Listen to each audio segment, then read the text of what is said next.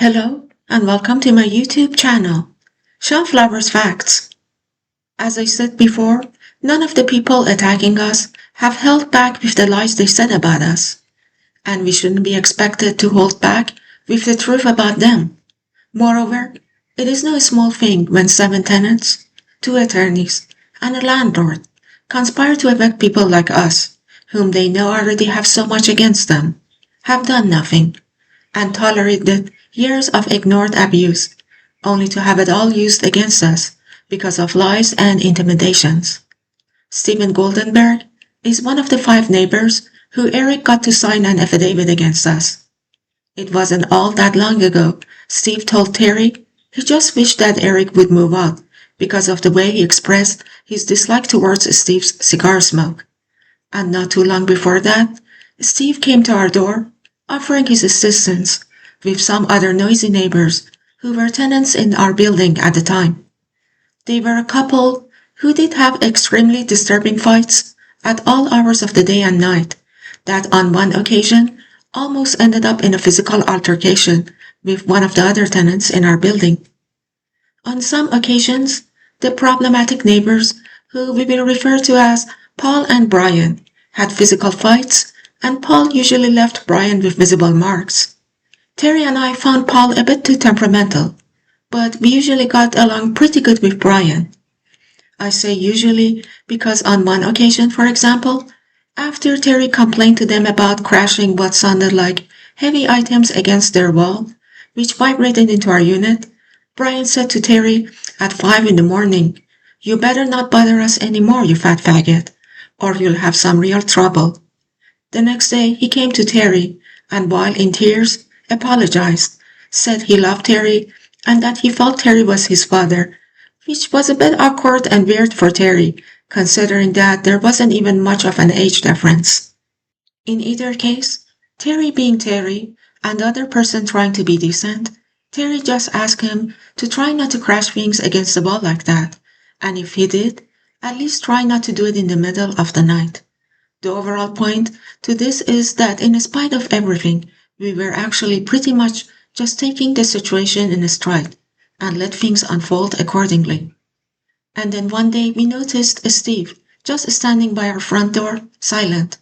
And when Terry responded to him, he said he was willing to come with us if we wanted to knock on Paul's and Brian's doors, meaning Steve wanted to show his support for us if we wanted to complain to them directly.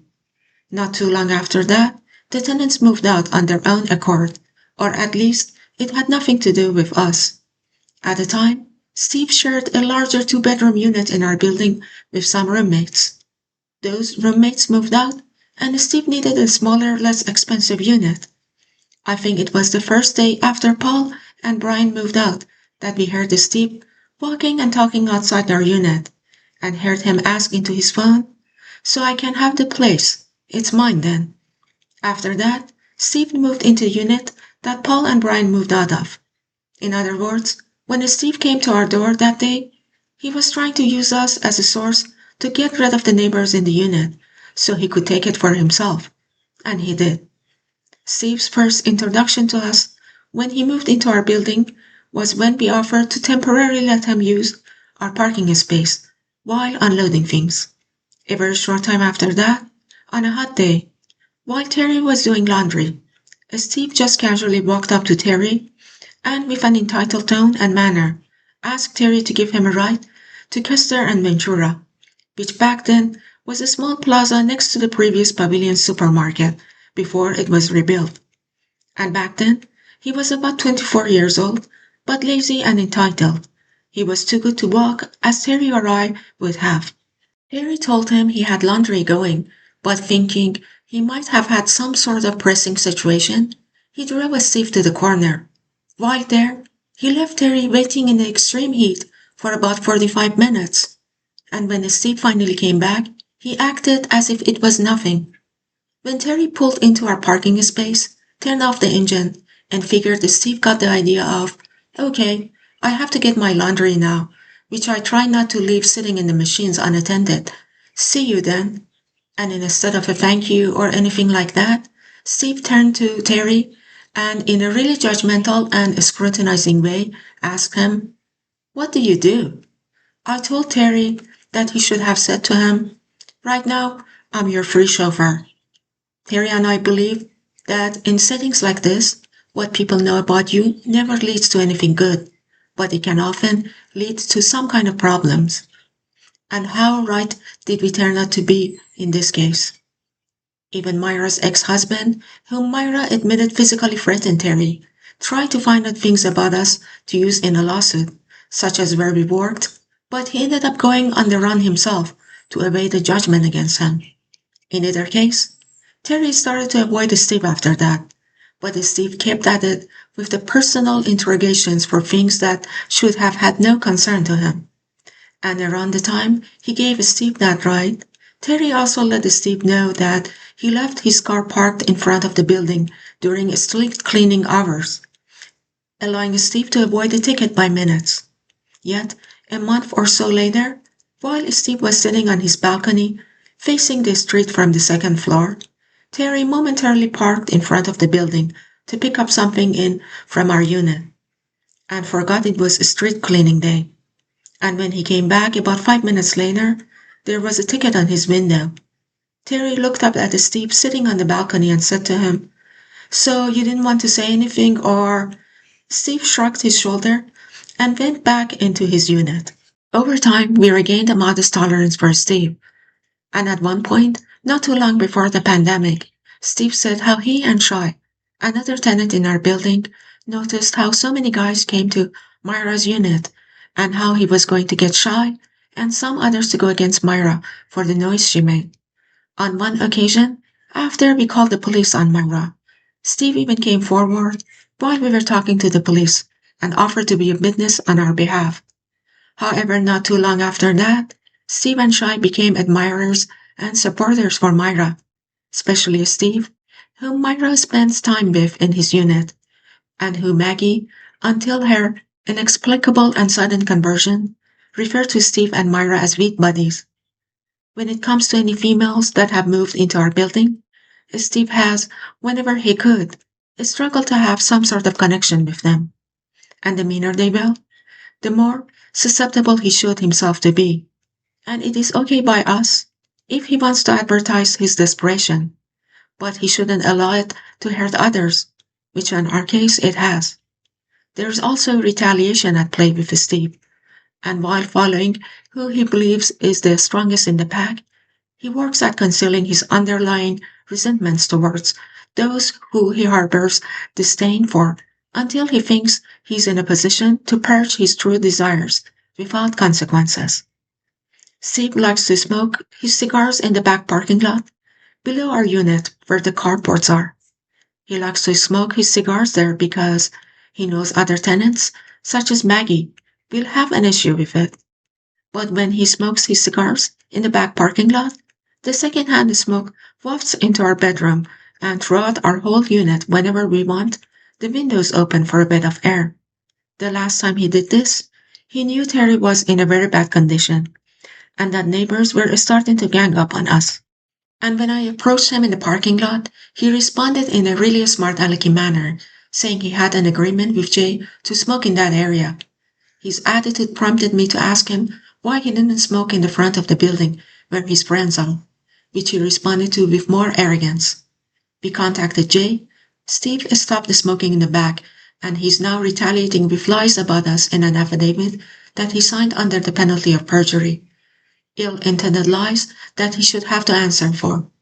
On one occasion, when Terry recently came back from the hospital, he could hardly walk and had medical devices attached to him. And when he walked by Steve, who was standing by his door, Steve gave Terry this disdainfully cruel and judgmental look, while at the same time expressing a subtle but obvious vibe of delight towards Terry's condition. And Steve respects bullies, not good people, precariously living out his own bully desires through other bullies. This is why he used to like to praise his friend for being a real Southern boy by blowing cigar smokes into someone's face. And I'm guessing the person who had the smoke blown in his face wasn't Mike Tyson. And as for the Southern sensibility he seems to be so enamored with, To our understanding, Steve spent a few years in Georgia while in college, but was pretty much raised in Chicago other than that. But in either case, he sure seems to like to ride that Southern boy identity whenever he can, with all the expressions such as y'all, ain't, and fixing to. Like after a few days, a rat was taken out of the pool, and before cannibaling into the pool, he said, I ain't afraid of no rat, which all considered sure seemed like a funny choice of words. Recently, I noticed some of the flower pots had peanuts placed in them that I figured were left there by the squirrels, not often bury them in flower pots. So I took a casual look to see what the squirrels were doing with their peanuts. Also, not too long ago, this building was starting to develop a real problem with rats, and thinking I might have heard something move around the flower pot, I wanted to check that out too. And this, along with other similarly perverted and demanded fabrication, is one of the things Eric, Stacy, and Steve have given to Jay to use as justification for our eviction. Steve likes to say, give it to the man, which is kind of funny if you consider that the figurative term is supposed to mean someone who takes actions to defy or resist authority, oppression, or unfair systems. He also likes to say, speak truth to power. Maybe at his age, he should start contemplating the saying, words can be beautiful, but action is supreme, especially when the beautiful words are being polluted by a cheap sellout who never had any real spirit or convictions. And there's the way he harps on about camaraderie. With whom and for what? A gang of bullies attacking someone who they think are too vulnerable to defend themselves. Maybe this mentality, along with all his judgmentalism, is why with all the opportunity it had, with no real obstacles to contend with, is why the closest things he'd been able to do to make people think he's the big producer he makes himself out to be, is to walk around with a cheap cigar in one hand and low-quality whiskey in the other, hoping he can delude others and himself that the image will be convincing enough. Back then, when he first moved into our building and made some absurd horror film in our pool, using a mask that looked like something that was bought from Party City during Halloween, he should have maybe taken a step back and called it a day with the director-producer aspirations. And yes, I'm getting a little personal, but someone being this evil and going to these extremes to hurt us this much over some petty issue tends to make a person that way. In fact, he's looking for an excuse he can come up with to join the narrative about how bad the flowers are. That in his signed affidavit he says, I was looking in his window, which they have a video of that simply shows me checking out the flower pots as I described earlier in this post.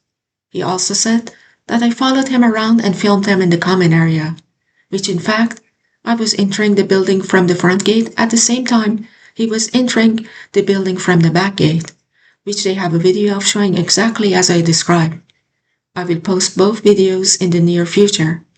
In the meantime, I would like to conclude by saying, why would I even want to see or hear this repulsive, evil entity any more that I'm already forced to, let alone go out of my way to look at him or have a sneak peek inside his apartment. And because Myra pays him visits, he shouldn't be so quick to delude and flatter himself. Thanks for watching, and I hope you return.